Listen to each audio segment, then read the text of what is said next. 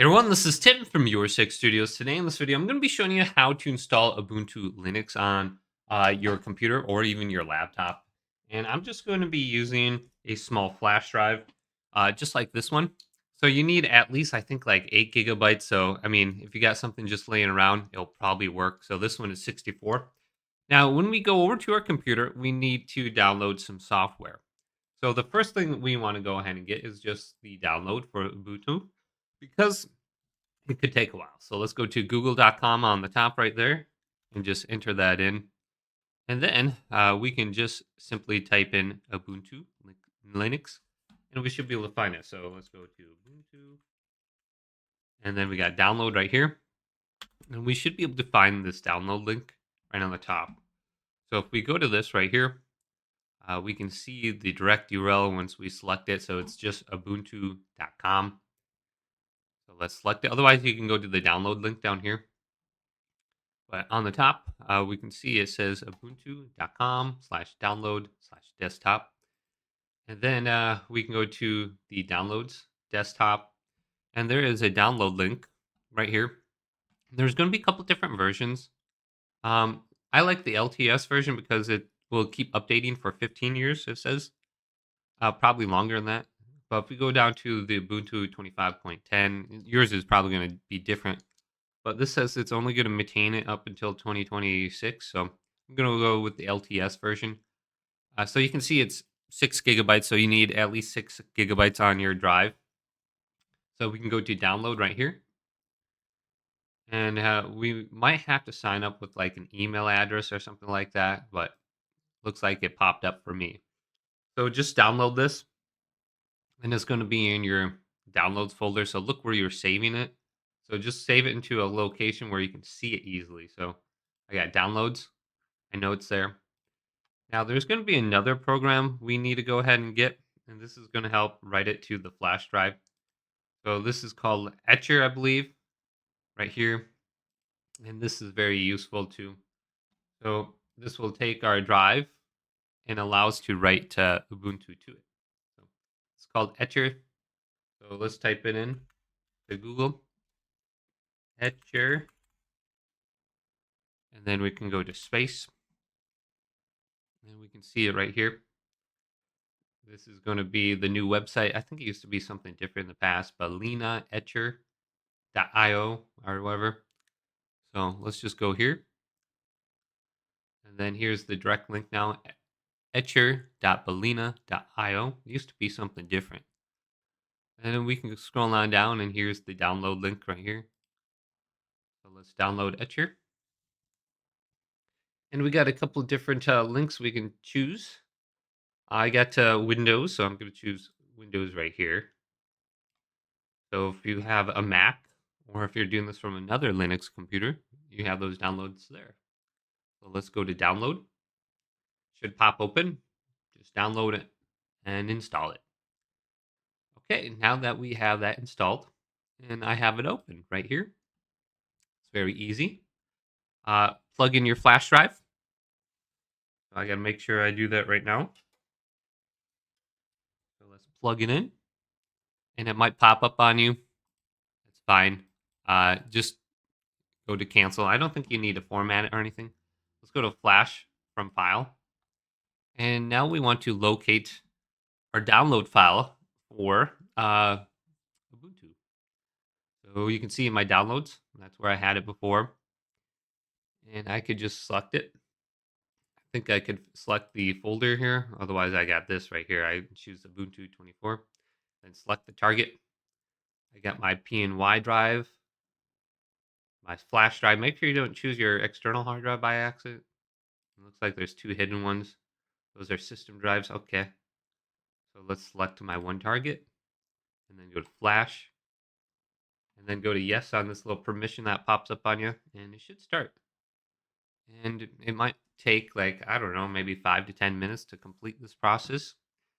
And then we got to restart our computer and then we should be good to go. So I'll just wait for this to complete. Then we're going to have to launch into the BIOS mode just to make sure our computer is launching off our USB hard drive. Otherwise, it might not boot up for you, and you'll just keep restarting your computer normally.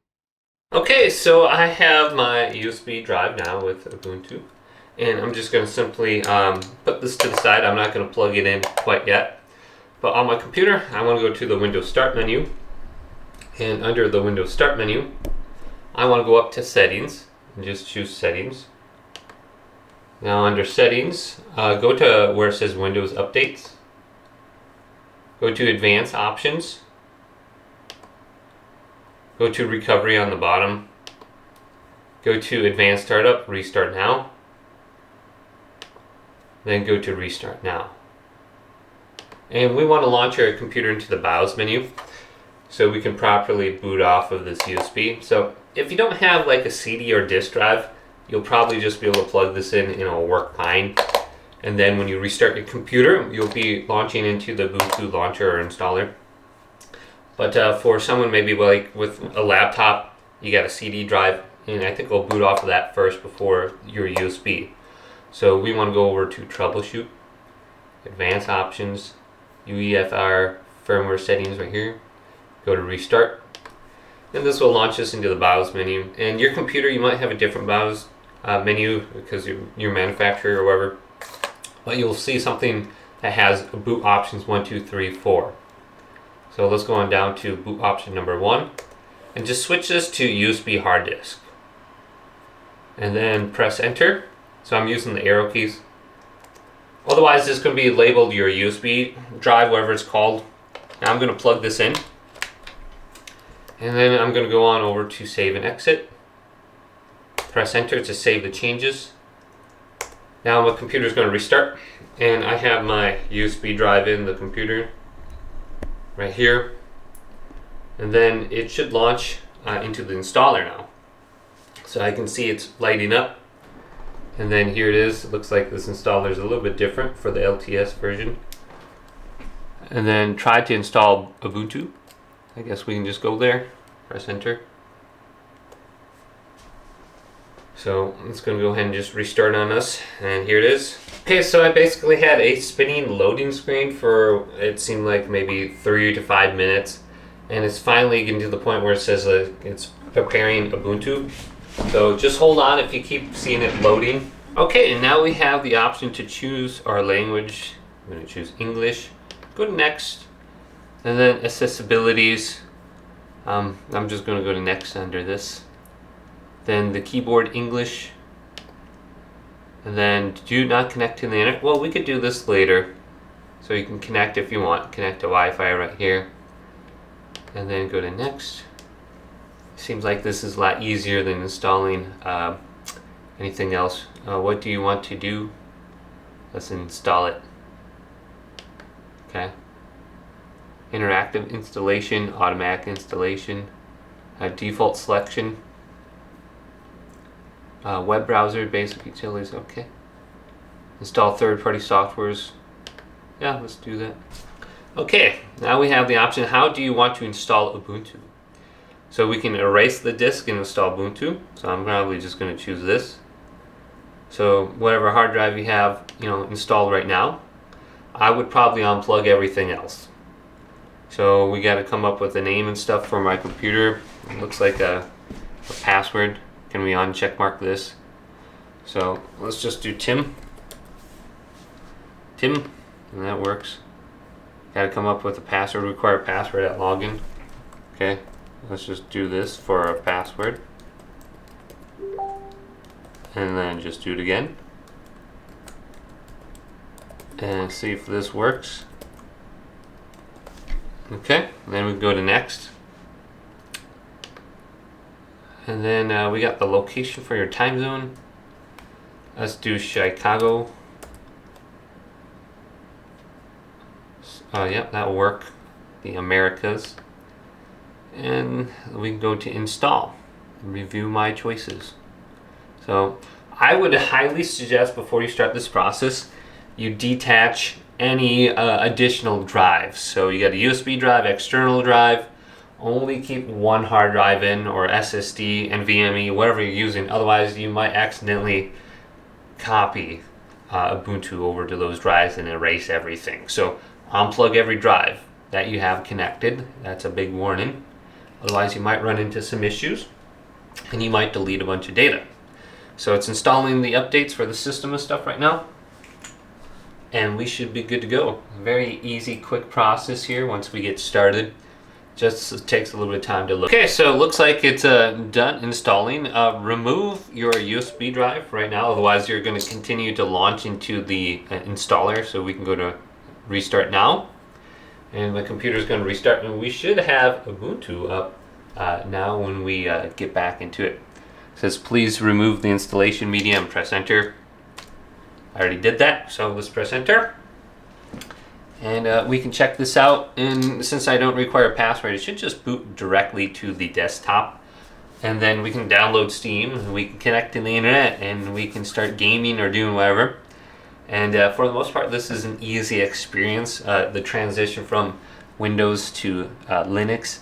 Yeah, most of the things you can do on Windows, you can do on here.